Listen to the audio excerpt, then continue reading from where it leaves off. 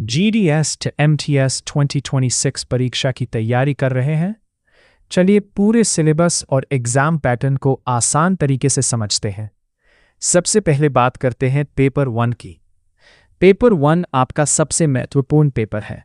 इसमें आपको मिलते हैं 60 मिनट और इसमें होते हैं 50 प्रश्न, कुल 100 अंकों के। इस पेपर में 3 मुख्य विषय शामिल हैं।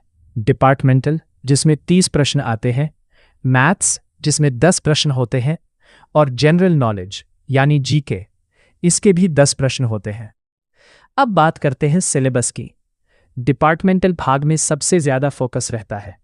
इसमें पोस्ट ऑफिस गाइड पार्ट 1 बहुत महत्वपूर्ण है, जिसमें शामिल है डिपार्टमेंट का ऑर्गेनाइजेशन, पोस्ट ऑफिसेस के प्रकार, बिजनेस आवर्स, पोस्टेज और स्टैम्प्स का पेमेंट, पैकिंग और सीलिंग के रूल्स, एड्रेस लिखने के तरीके, पोस्ट बॉक्सेस और बैग्स, लेटर बॉक्स पियोन की ड्यूटीज, ऑफिशियल और प्रोहिबिटेड पोस्टल आर्टिकल्स, और प्रोडक्ट्स व सर्विसेज जैसे मेल, बैंकिंग, रेमिटेंस और इंश्योरेंस।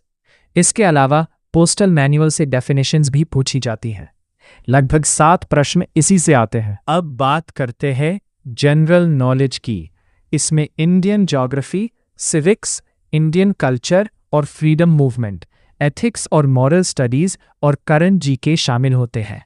अब आते हैं मैथ्स सेक्शन पर।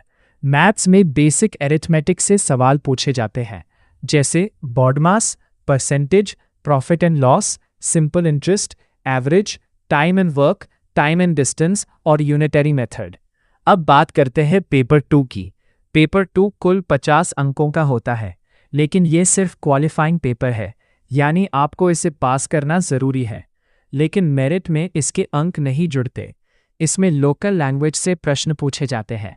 पैटर्न कुछ इस तरह है: 15 प्रश्न ट्रांसलेशन के, इंग्लिश से मराठी, फिर 15 प्रश्न मराठी से इंग्लिश ट्रांसलेशन के।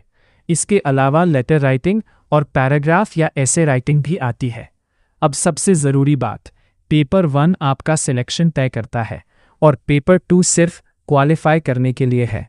अगर आप सही स्ट्रैटेजी के साथ तैयारी करें तो इस परीक्षा को आसानी से क्रैक किया जा सकता है।